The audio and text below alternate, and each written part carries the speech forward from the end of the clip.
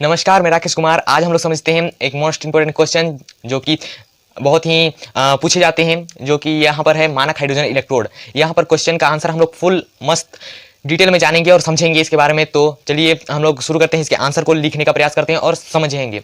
तो यहाँ पर हम लोग समझते हैं, सबसे पहले इसके आंसर लिखते हैं। आंसर में हम लोग लिखेंगे इसके सबसे पहले इतना याद रखें कि इसके ई नोट वैल्यू को, यानी कि इसके विभव का मान को हम लोग 0.00 वोल्ट मानते हैं। कितना मानते हैं? 0.0 वोल्ट। इसके विभव का मान को 0.0 वोल्ट माना जाता है। तो अब इसके फिगर को जाते हैं। फिगर से हम लोग सबसे पहले समझेंगे तो ज़्यादा अच्छे से समझ आएगा हमको। तो यहाँ पे इसके फिगर में कुछ इस प्रकार से होता है कि इस प्रकार से कुछ यहाँ पर पात्र होता है। इस प्रकार से पात्र हमने बनाया, आप लोग भी साथ में बनाते जाइए तो फिर अच्छे से समझ में आएगा। तो यहाँ पर इस प्रकार से पात्र होता है जिसमें कि एक प्लेटिनम का तार लगा होता है। जैसे कि ये क्या है? प्लेटिनम का तार। प्लेटिनम का तार है, प्लेटिनम का तार होता है। फिर इसमें कुछ इस प्रकार से हम लोग ऐसा कुछ बना देते हैं। इस प्रकार से कुछ होता है जिसमें यहाँ पर हम लोग हाइड्रोजन गैस प्रवाहित करने के लिए इस प्रकार से जगह होती है, जहाँ पर हम एक एटमॉस्फेयर प्रेशर पर हम लोग यहाँ पर हाइड्रोजन गैस प्रवाहित करते हैं। हाइड्रोजन गैस को यहाँ पर भेजते हैं। तो यहाँ पर ये चीज़ होता है। और इस पात्र में जो है हम लोग एक प्लेटिनम का धातु को इस प्रकार से लगा देते हैं। प्लेटिनम का धातु इस प्रकार से लगा देते हैं। तो और यहाँ पे ये जो सभी चीज़ें की क्रिया है जो है एक पात्र में होती है। यह पात्र इस प्रकार से कुछ होगा, इस प्रकार से कुछ पात्र होगा। और इस पात्र में क्या होगा कि यह पात्र में HCl का विलयन होगा। HCl का यहाँ पे विलयन होगा। HCl का विलयन, HCl का विलयन होगा। और इसमें जो है H+ की सांद्रता होगी। H+ की सांद्रता होगी, सांद्रता H+ की सांद्रता हुई। यहाँ पे फिर हमने देखा कि ये प्लेटिनम का एक प्लेट है, प्लेटिनम का प्लेट। तो ये सारी चीजें होती हैं क्या में? एक मानक हाइड्रोजन इलेक्ट्रोड की फिगर में। तो यहाँ पर ये क्या है? मानक हाइड्रोजन इलेक्ट्रोड। यह है मानक हाइड्रोजन इलेक्ट्रोड।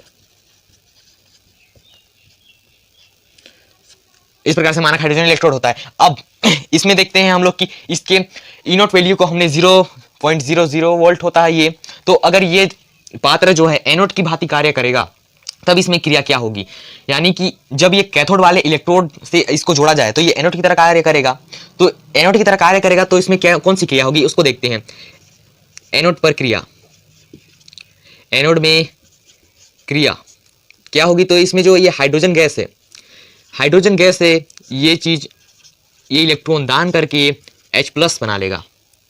H+ इस प्रकार से बना लेगा। और यहाँ पर इलेक्ट्रॉन दान करने की क्रिया हुई तो यह कहलाएगी ऑक्सीकरण की क्रिया। यहाँ पर ऑक्सीकरण की क्रिया हुई, इस प्रकार से ऑक्सीकरण की क्रिया हुई।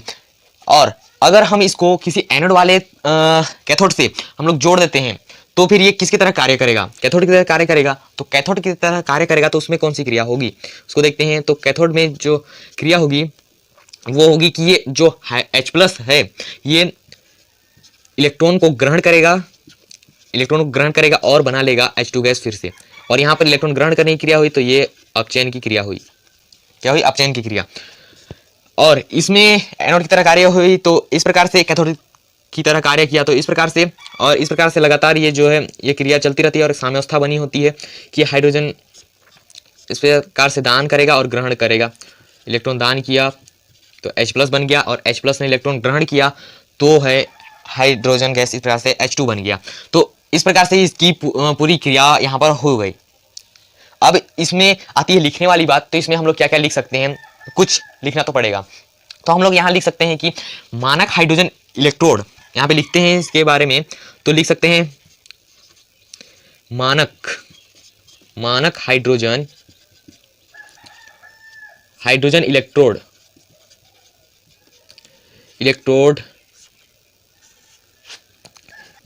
हाइड्रोजन गैस का इलेक्ट्रोड होता है। यहाँ पे होता है इस पर प्लेटिनम का प्लेट लगा होता है। इस प्रकार लिखेंगे, इस पर प्लेटिनम का प्लेट लगा होता है और इसके विभव को हम लोग मानक माना गया है। इस प्रकार से लिखेंगे तो इसके विभव को मानक माना गया है। कितना मानक माना गया है? तो 0.00 वोल्ट मानक माना गया है। तो क्यों मानक माना गया है? क्योंकि हम इससे दूसरे तत्व का विभव ज्ञात कर सकते हैं। तो उसको भी लिख देते हैं यहां पे, इससे